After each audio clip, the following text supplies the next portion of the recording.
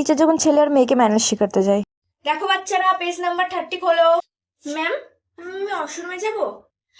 এটা আবার কি স্বভাব জিজ্ঞাসা করার? তুমি ছোট বাচ্চা নেই, আর তুমি বড় হয়ে গেছো। আর এটা তোমার বাড়ি না, এটা তোমার স্কুল। তাই বলছি একটু ম্যানার্স নিয়ে আসো, একটু ম্যানার্স শেখো।